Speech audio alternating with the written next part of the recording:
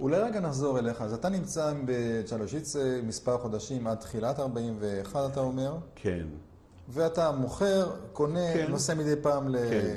לראות ההורים בסוסנוביץ'? הם לא היו בסוסנוביץ', הם היו ההורים היו במוג'ייב. במוג'ייב, כן. במוג'ייב, כן. הם נשארו במוג'ייב. אוקיי. ואני מבקר לפעמים, פעם לפעם, אני ביקרתי יש אותם. אירועים מיוחדים בתקופה הזאת? יש אירועים, מבחינתך? כן, אירועים שאני אגיד לך, היהדות שמה, כמו שציינתי, לא הרגישו כל כך את המלחמה. למה? שהם בערים הגדולות עשו גטאות. שמה בערים אלה לא עשו גטו, לא יכלו לעשות גטו, לא יכלו לרכז את הציבור היהודי ככה במקום אחר, אבל אחר כך מצאו כבר כל מיני פטנטים שעשו את זה. אז לאכול, לשתות, אם היה לך איפה ללון, גם כן היה, זאת לא הייתה בעיה שמה. ברור. הפולנים קנו הכל. הם גם כן, כמו כל שונאי ישראל, הם ידעו ככה וככה שהכל ייפול לידיהם. הם ידעו את זה. והם קנו, והם התחילו גם כן להלשין. היו למשל יהודים, בחוץ לארץ היו בונים בתים שבין קומה פרטר וראשונה, אז היו מרתפים כאלה. אתה מבין? אז שם היהודים עשו כל מיני מסתור, כאלה כמו במרתף. הם שמו כל מיני סחורות ובנו קיר, אתה מבין? שלא נראה שיש משהו. אז הם התחילו שם להלשין, הגויים, והגרמנים התחילו לחפש, והתחילו להוציא טונות של אור. אני אתן לך אור קשה, רך, טונות של טקסטיל, וראו ששם יש עושר גדול. תגיד לי, היו בצ'לושיצה, היו גרמנים? היה ז'נדרמרי? מה היה שם? לא, במייחוב.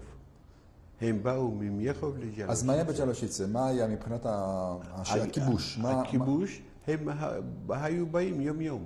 מי זה? ז'נדרמריה? ז'נדרמריה, גסטאפו. גסטאפו. גרמנים? כן, גרמנים. משטרה פולנית הייתה שם? פולנית, משטרה פולנית. כן, הייתה משטרה פולנית. בתוך ג'לושיצה. מי ניהל שם את העניינים? היה, דואר היה, והמשטרה הפולנית הייתה גם כן. והשלטון היה, כמו אומרים, גימינה. כן. גימינה, אתה יודע, זה נקרא כמו סניף של משרד הפנים. סניף של משרד הפנים. זאת אומרת, הגרמנים ישבו במייחוב? הפולנים, הם ניהלו הכל. כן. והגרמנים, אז מה? היו לוקחים מיהודים כספים. אתם שם בצ'לושיצה כבר הלכתם עם טלאי צהוב או משהו? כן. אתה גם כאן הלכת כבר? כן, בטח. איפה עלה טלאי צהוב? באיזה מקום? על היד? פה על היד. זאת אומרת, שם כבר היית יהודי. יהודי, בטח. איזה שאלה. ידעו, יוסף מנדלבוים? יהודי, בהחלט, בטח. וגרת איפה? מה? גרת בדירה שכורה? בדירה שכורה. עם עוד יהודי אחד, הוא דווקא היה מקשנוף. או צ'ביניה. צ'ביניה נדמה לי. כן. אחת היה. עכשיו, שם אתה נמצא למעשה מספר חודשים. כן. עד תחילת 41 אמרנו. אבל מה? הם לקחו שם לעבודה. היינו הולכים לכל מיני עבודות. אתה מבין? מי לקח אתכם? הפולנים או הגרמנים? הגרמנים. היו באים? היו באים והיו לוקחים לעבודות. וחוץ מזה, גם כן, אז מטעם היהודים, אז היה עוד נוגסטינס כזה, מהיונרד. כן. והם היו גם כן, היו צריכים לעבוד איזה עבודות, אז היו לוקחים כל מיני אנשים לעבודה. כן. אבל זה היה טוב, אבל הם באו ועשו כאלה, איך אומרים, התקפות, אתה מבין? לא ידועות, והיו פוגשים קבוצות יהודים, היו לוקחים אותם. באופן פתאומי. באופן פתאומי, כן, לכל מיני עבודות. אבל פעם אני זוכר איך לקחו הרבה אנשים, ולא היו כאלה אוסידו, לא היו גירושים כאלה סטביליים כמו במקומות אחרים. פעם לקחו כמה מאות יהודים עם הרבנים מה שהיו שם, והלכו כאילו קברו תעלה כזאת, ואחר כך הם ירו ביהודים האלה, וכולם נפלו בתוך התעלה. זה היה היום בנוח. אתה היית עד לדבר כזה פעם? ראית מין הוצאה להורג כזאת, או רצח כזה? שמעתי, אבל נוכח לא הייתי נוכח. כל אחד חיבה את עצמו, כל אחד חיפש איזה מסתור. אבל בכל אופן, יכולת לנוע באופן חופשי ברחוב באותה תקופה? ברחוב כן. כולם ככה... כן. מתי התקופה הזו מסתיימת מבחינתך בג'לושיצה? ב-42. אני אגיד לך, מה קורה? אז לא היה גירוש כללי המוני מג'לושיצה. פעם הם עשו את הגירוש הזה ממייחוף. עשו את הגירוש הזה ממייחוף, אז ממייחוף אנשים ששמעו על זה התפזרו, הסתתרו בכל מיני מקומות. והיה להם חסר, למכסה, מה שהם עשו לעצמם, הקווטה הזאת, אז הגיעו לג'לושיצה והתנפלו על חלק גדול של יהודים, באיזה צורה הם התנפלו ככה, יכלו לעשות את זה. הם צעקו דרך רמקולים, כולם צריכים לצאת ולהתאסף באיזה נקודה, פה ושם. אז מי שהיה יכול, הוא ברח לסביבה שמה של פולנים בכל מיני סביבות. מי שהאמין בהם, אנשים מבוגרים, לא יכלו לעשות את זה, אז הם יצאו ולקחו את כולם ביחד עם הטרנספורט הזה של יהדות מייחוף וגירשו את היהודים האלה לכל מיני כיוונים. כן. עכשיו, אני רוצה לחזור אליך ברשותך.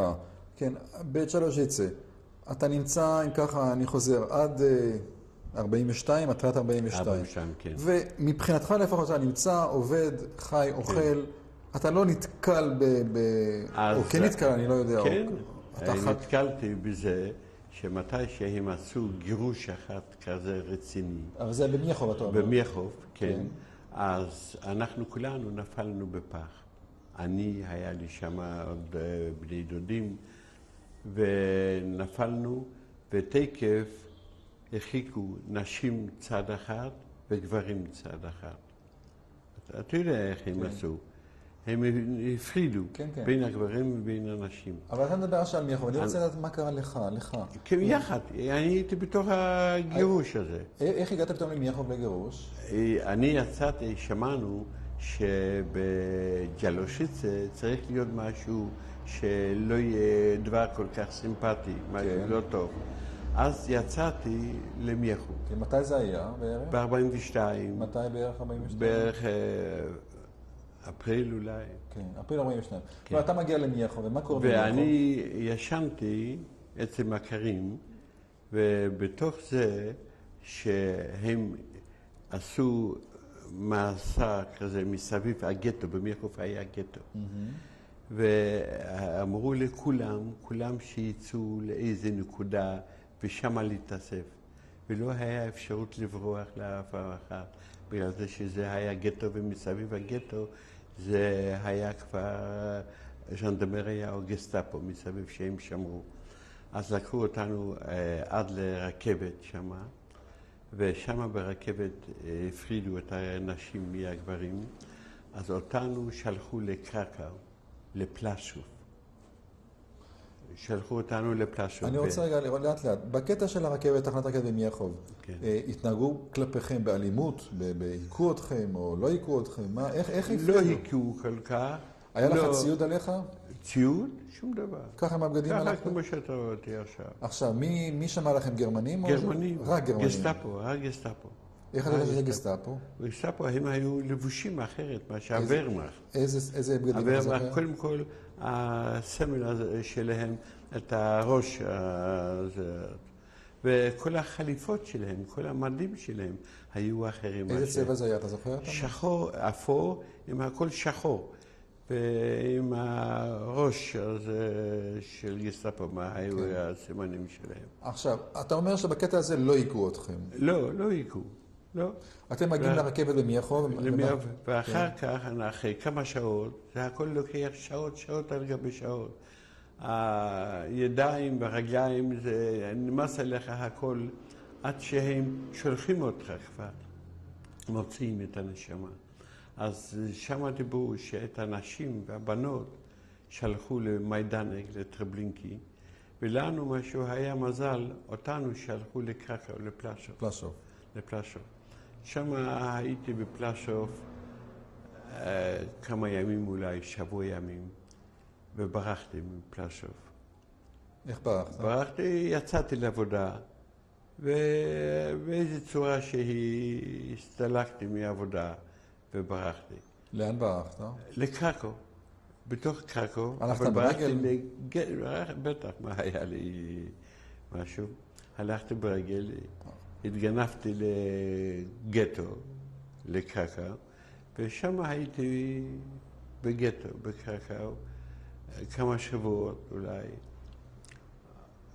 ואחרי זה שהייתי בגטו, אז לפעמים רצינו לצאת. אז היה קשה לצאת גם כן. לא יכולת שם, אוכל לא היה לך. וזה היה באמת קשה מאוד, היה רע מאוד. אבל מה, לא הייתה לך ברירה, היית חייב להסתדר קצת, שיהיה לך משהו לאכול. פה היא מתחילה, אבל שוב פעם ברחתי, מהגטו יצאתי, וחשבתי, ראיתי כל מיני אנשים, מי שהיה פרצוף טוב, אתה מבין? מי שהיה יכול קצת להסתדר, אז יצא לדאוג לחתיכה לחם, למשהו אחר. וכשהייתי בקרקו, אז היה שם דוד שלי גם כן. אנחנו הגענו לקרקו, היות שמייחוב עשו יודנריין, נקי מיהודים. ואחד בעל של בת דודה שלי גם כן, שהוא היה יליד מייחוב, אבל לא היה לו ברירה, גם כן שלחו אותו, והוא היה בקרקו. אז שם היה בקרקו אורדנungsדינסט, והמפקד של האורדנungsדינסט היה ספירו, היו קוראים לו. ספירו זה היה פעם, אמרו, סיפור על זה, שחסיד מגור. אבל אחר כך הוא היה מפקד של הגסטאפו. גרמני, הפך להיות. יהודי. איך הוא היה מפקד בגסטאפו? מה? לא של הגסטאפו, של האורדנungsדינסט. כן, זאת אומרת... מפקד של האורדנungsדינסט. זאת אומרת, זה מין שלוחה של היודנראט או... כן, האורדנungsדינסט זה היה שלוחה של היודנראט. ושאנחנו היינו שמה,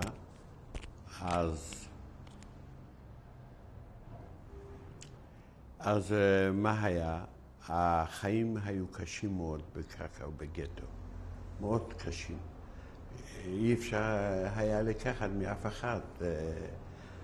אז אמי, שהייתה עוד בבית, שלחה אחת עובד רכבת שיקח אותי. חשבנו שבסוסנוביץ המצב הוא יותר טוב. אז שלחה לקרקו, בכדי שהוא יביא אותי לסוסנוביץ. איך ידע שאתה בקרקו? מה? איך ידע שאתה בקרקו? הקומוניקיישן זה היה, היו ידיעות, מה שקורה פה, מה שקורה שם. לפעמים ככה, באנשים שהיו באים ויוצאים. אז הייתה לי שמה בת דודה, שהיא חיה פה בתל אביב גם כן. היה לה ילדה בגיל אז 3, בגיל 3. והיא רצתה להציל את הילדה הזאת. בגלל זה, לאן ששלחו אותך, דבר הראשון, אישה שהייתה עם תינוקת, עם ילדה קטנה, אז תקף שלחו אותה לאושוויץ, לקרמטוריום. אתה מבין? אז אני אמרתי לה, את יודעת מה? תקחי את הילדה הקטנה ותצאי לסוסנוביץ. עם אותו איש שאימא שלך אליך. אותו איש שאימא שלך, שילמה הרבה כסף, זה לא היה סתם ככה, לשלוח. סידרנו אותה בלבוש כזה, ככה כמו, לא, הנסיעות, הכל זה היה לא בתור יהודים. היא לקחה את הילדה הקטנה הזאת, והיא הגיעה איתה לסוסנוביץ, ותודה לזה, הילדה חיה עד היום הזה, ברוך השם, שיש לה 3 בנים, שני טייסים בין הבנים, אתה מבין? השלישי הוא עובד במקום, הוא מהנדס תקשורת או מהנדס טכנולוגי, והיא מנהלת בית נהדר, בית טוב, יפה, וזה באמת תודה לאמי מה שהיא עשתה את זה. ואולי גם תודה לך שאתה הסכמת שמישהו אחר ייסע ולא אתה. לא, היא לא ידעה. אבל אתה אני עשיתי את זה פשוט מאוד, ושלחתי אותה. כן, זה בת דודה שלך, בת דודה שלך. בת דודה שלי. איך קוראים לה? קוראים לה טוב, לא, רגע, אני צריך להגיד לך, מאור דוידו. הם לילדים קוראים דוידו. היא עוד בחיים, בת דודה שלך? בטח, זו בת דודה שהיא אישה צעירה, בגיל 50. היא נולדה בדיוק. לא, זו הייתה ילדה בת 3, אבל האמא שלה. האמא שלה חיה. חיה גם כן. כן. איפה? היא גרה בגבעתיים. אז שתיהן חיות, כן. גם האמא וגם הבת. גם האמא. אז זה חשוב. אבל שם יש מקרה כזה של בת דודה שלי, לאמא של הילדה הזאת, הייתה גם כן אחות, ושם בסביבה של קטוביץ, של סוסנוביץ. והיא העבירה, היא הייתה בחורה כל כך חרוצה, כל כך מלא מרץ, שהיא העבירה אותה מנוצרי לנוצרי, שישמרו על הילדה. אם הילדה הזאת חיה, זה נס מאלוקים. זה משהו לא יאומן ולא יתואר ולא יסופר. שהילדה הזאת נשארה בחיים והיא חיה עד היום הזה. אולי אני אראה לך פה. כן, אנחנו נראה אולי את התמונה שלה בסוף. אז היא נסעה לשם, ומה? אז אנחנו היינו קבוצה ממייחוב שנשארו, שבחו. לי היה חבר, אחת שהיה קוראים לו רייספלד בג'לושיצה. קראו לו? רייספלד. רייספלד. רייספלד בג'לושיצה. אנחנו, בזמן שהיה קצת שקט בג'לושיצה, שילמנו לנוצרי אחת הרבה כסף והרבה דברים, אם במקרה שיהיה איזה אקציה כזאת, שישלחו, שיוציאו יהודים, אתה מבין, מג'לושיצה, שנוכל לברוח עליו, שהוא ייתן לנו מסתור. הוא קיבל את הכסף, וקרה זה מה שקרה, אנחנו ברחנו עליו. עברנו את כפרים, ובלילה הגענו עליו, הוא קיבל אותנו. אבל מה היה? לילה, שעשו בא עם סיפורים, נתנו לו הרבה, בא עם סיפורים שהגסטאפו בסביבה, שהגסטאפו מחפש יהודים. כל לילה היה סיפור אחר, והוציא כסף מאיתנו כל לילה. מתי זה היה כבר שהייתם בקרקוב? מקרקוב ברחתם? על איזה בריחה אתה עכשיו מדבר? לא, עכשיו אני מדבר לפני שהגענו. כי לפני שהגעת לקרקוב. כן, לפני זה ממייחוב. מג'לושיצה. מג'לושיצה, כן. והוא קיבל, בסופו של דבר, לי לא היה כבר כסף, לא היה, אז אני חזרתי לג'לושיצה. ואחר כך לקחו אותי ממייחוב עם הטרנספורט. לפלשוב. לפלשוב. עכשיו אבל מפלשוב... הבחור הזה, אני רוצה לציין לך, הוא וגיסתו הבטיחו לגוי הזה, אני לא יכולתי כבר לסבול על זה כל כך הרבה, שיש להם רכוש אדמה, שהיא אחרי המלחמה, הם יקבלו ממנו את כל הרכוש. והוא החזיק אותם ועברו את המלחמה שם. נשארו בחיים. נשארו בחיים. אחר כך אני נפגשתי עם הרייספלד הזה, שהוא הגיע ארצה בעלייה של, אני יודע, 60 וכמה שעה הייתה. הוא נשאר שם. ואני, אז מה, נכנס אחד בשני. המפקד של זה אוקיי, גמיינסט. המשטרה היהודית. יהודית, כן. הם שמעו על הקבוצה הזאת מה שהגיעה ממיחוף.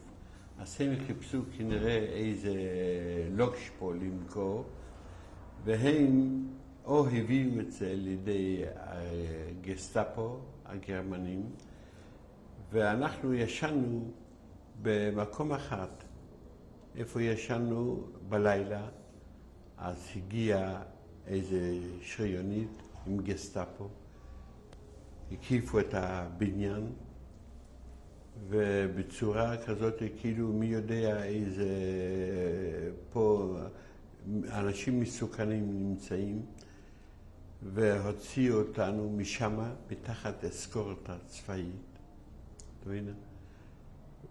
ולקחו אותנו לבית הסוהר מונטלופיר. זה בית הסוהר הקשה ביותר, מה שהיה בפולין, אפילו בזמן רגיל, בזמן... עכשיו, תפסו אותך בפלאשוב. לא איפה זה היה? בפלאשוב. זה אני הייתי בגטו. בגטו בקרקוב, סליחה. הייתי בגטו בקרקוב. כן. ואנחנו, אני, כמו שאמרתי לך, כמה חבר'ה יחד, ישנו אצל... החבר'ה ממייחוב, כן. כן, ממייחוב. ואז עצרו אתכם גסטאפו. ועצרו אותנו הגסטאפו והביאו אותנו לבית הסוהר הקשה ביותר מה שהיה בפולין, מונטלופיר.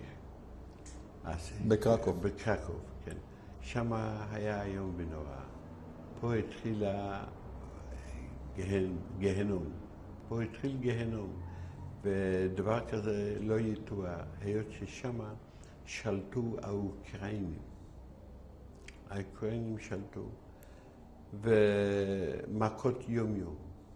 ויום יום הוציאו אנשים שהעמידו אותם על יד הקיר. יום יום.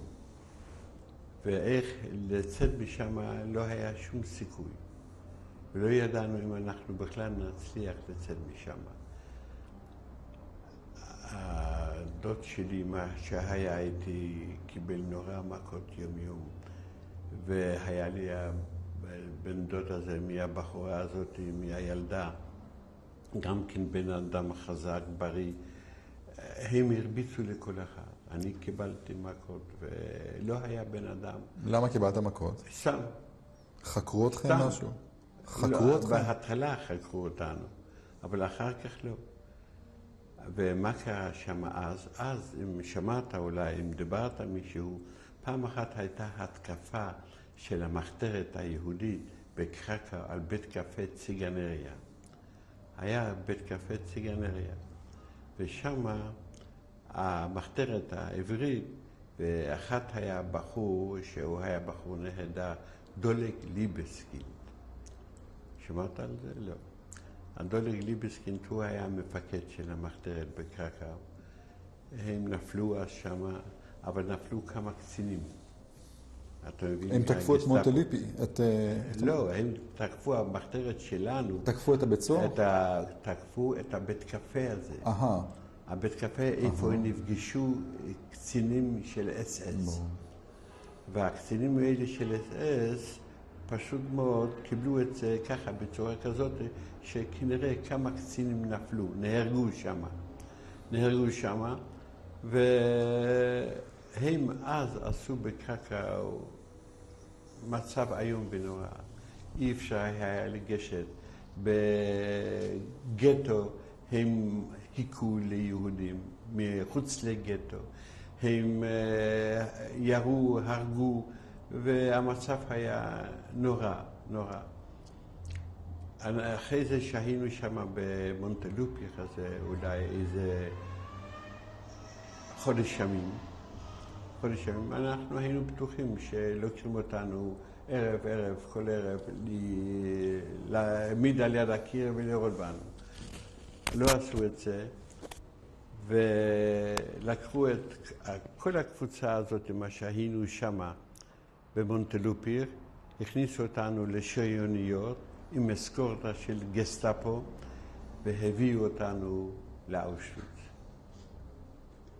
אנחנו הגענו לאושוויץ, כמה זמן נסעתם ממונטלופי לאושוויץ?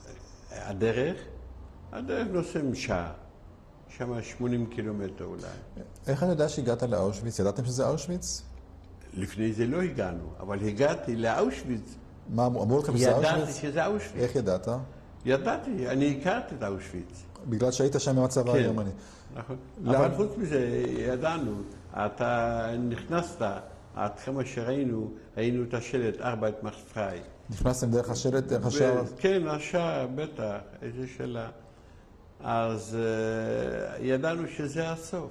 כמה קבוצה, מה גודל הקבוצה הייתם במונטלופי? היו קצת פולנים גם כן. פולנים מורדים שהיו מוורשה, ששלחו אותם להנה. כמה אנשים הייתם במונטלופי? אתה יכול להגיד פחות או יותר? במונטלופי אנחנו היינו אז שמה איזה 20 וכמה, עד 30 איש. אני סתם שואל אותך אולי, למה לא ירו בכם שם? מדוע לקחו אתכם לאושוויץ? אם רצו לחסל אתכם...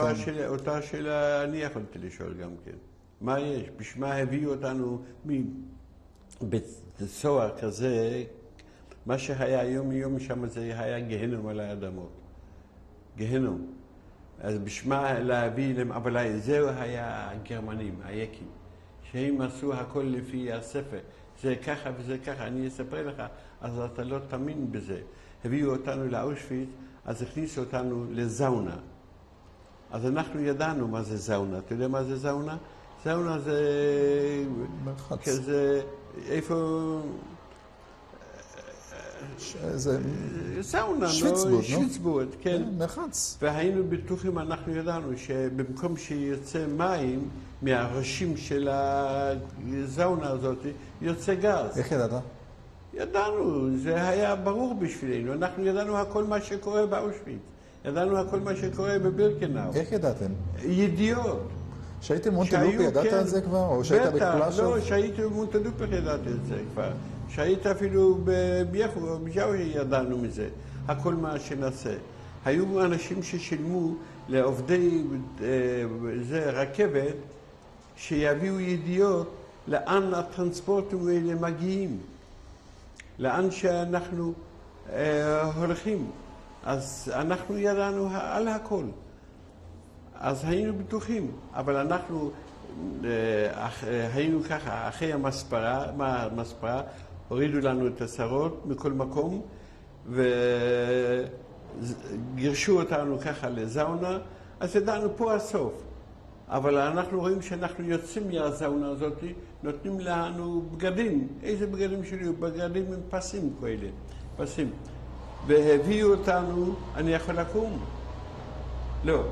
אתה פה, תיקח את האלבום הזה, ואתה תראה, זה מעניין שאני יכול לראות לך, אולי יכול לראות לך את זה. כן, אנחנו נראה את זה אחר כך, בבלוק מספר מסוים. בלוק מספר 8.